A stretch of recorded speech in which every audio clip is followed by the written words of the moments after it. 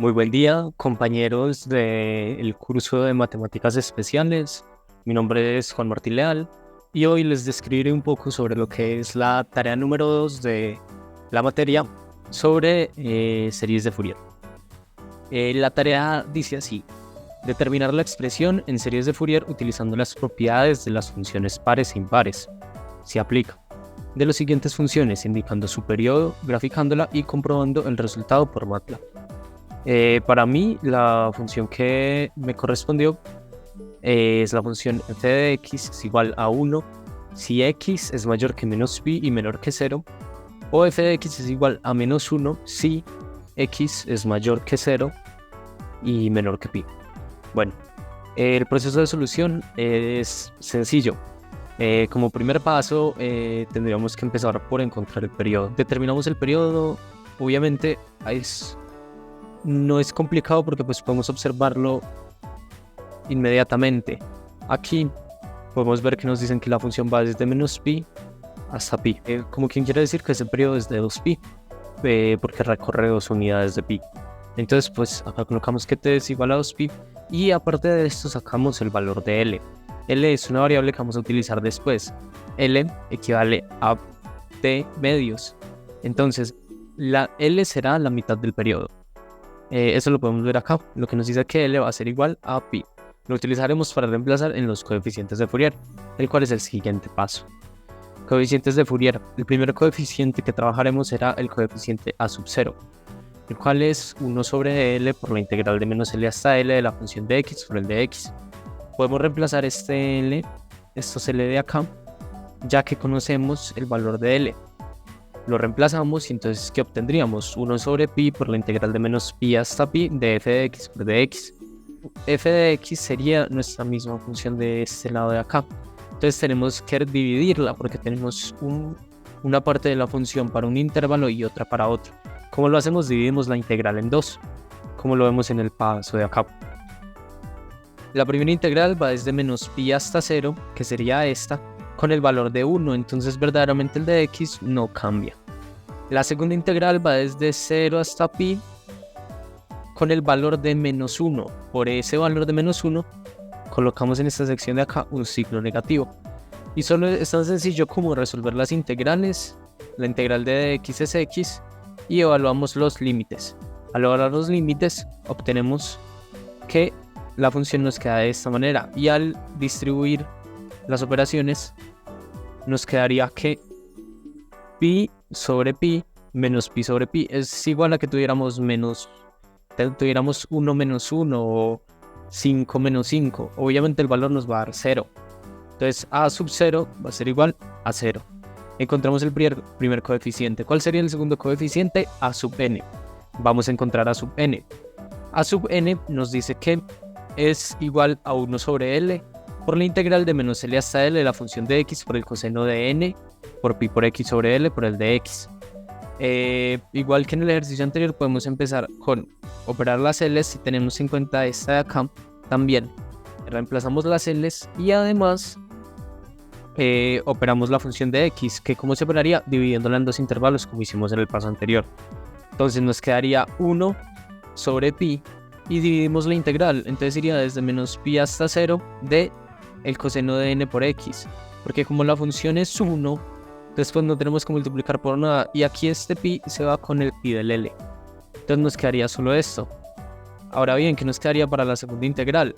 Este menos, porque estamos con el menos 1 desde 0 hasta pi y va con el mismo coseno que despegamos el paso anterior. Ya simplemente es integrar y aplicar los límites.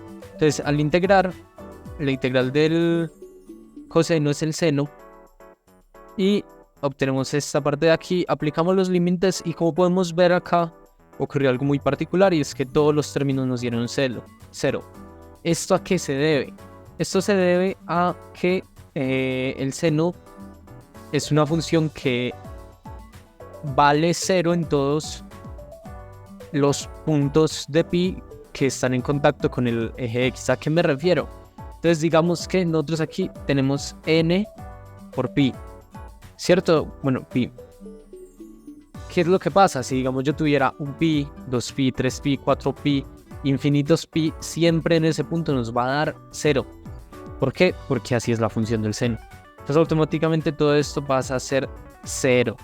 Al igual que esto, porque pues estamos hablando de la función del seno en algo n multiplicado por seno nos va a dar seno de 0. Y el seno de 0 es 0. Nos pasa todo esto con todas estas funciones y entonces esto nos daría que a sub n va a ser igual a 0. Encontramos el segundo coeficiente, vamos a pasar al tercero. El tercer coeficiente sería b sub n, que es una fórmula extremadamente similar a la fórmula a sub n. La única diferencia que tiene va a ser en la trigonometría. Entonces, aquí trabajamos como b sub n es igual a 1 sobre l por la integral de menos l hasta l de la función de x por el seno de n por pi por x sobre l por dx. ¿A qué sería igual esto? Reemplazamos los pi's, los l's por pi. Obtenemos este de acá y ya después solo sería distribuir la función en las dos integrales. Hacemos exactamente lo mismo. Aquí la integral del seno va a ser el menos coseno. Vamos hasta esta parte de acá.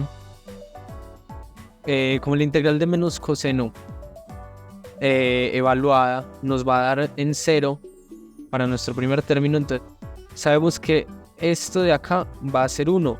¿Por qué sabemos que va a ser? Bueno, menos 1 por el menos, porque sabemos que el coseno en 0 tiene valor de 1, siempre, sobre n.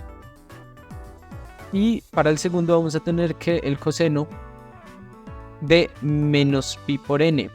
Tengamos en cuenta algo, la función de el coseno es una función par.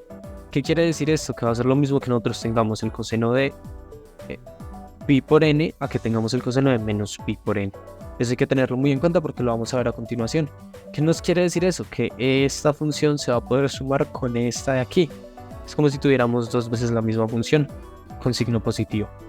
Y esta de acá, como ustedes ven, es esta misma de acá. Entonces tenemos dos veces esta función. ¿Qué nos quedaría? Menos 1 sobre n de este coseno de aquí. Esta, que es la que sumé, como les dije. Y esta otra, que es la de la esquina. Entonces, pues si sumamos, sacamos factor común y todo, obtenemos que b sub n va a ser igual a este término de acá. Ahora bien, ¿qué tenemos que hacer? Vamos a transformar esto al teorema de Fourier. Entonces, nos basamos en la fórmula, que es a sub 0 sobre 2 más la sumatoria desde n igual a 1 hasta infinito de a sub n por el coseno de n por pi por x sobre l más b sub n por el seno de n por pi por x sobre l. Aquí solo tenemos que reemplazar los términos que ya encontramos, a sub 0, a sub n y b sub n. Son los términos que acabamos de encontrar. Pero entonces, ¿qué obtendríamos? Que para a sub 0 y para todo este término de acá, que es a sub n, eso equivale a 0. Entonces, como esos dos términos nos dieron 0, es tan sencillo como si solo tuviéramos la sumatoria de nuestro término b sub n. ¿Cómo nos quedaría? De esta manera, multiplicado por el seno, que pues lo podemos evidenciar acá, está en la fórmula. Y entonces eso que nos daría esta expresión de aquí. Esta expresión es la que nosotros vamos a graficar en el siguiente momento. La graficaremos en GeoGebra para que vean un poco cómo se ve la gráfica.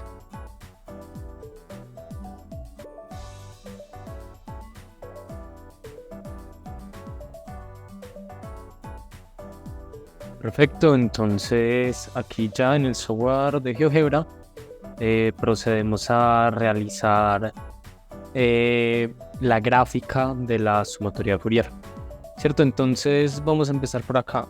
Vamos a utilizar una función que se llama suma. Al fin y al cabo, pues estamos graficando una sumatoria. Esta de acá que nos dice suma, expresión, variable, valor inicial. Entonces, ¿cómo vamos a poner la expresión? Yo reorganicé un poquito la expresión para que la pudiéramos ver de esta manera. Coloco aquí la fracción y en la fracción vamos a empezar a escribir. Vamos a organizar la expresión 2 multiplicado por el seno de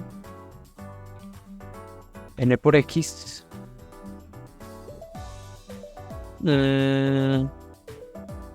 eso multiplicado por, vamos a colocar un paréntesis, el coseno de n multiplicado por pi.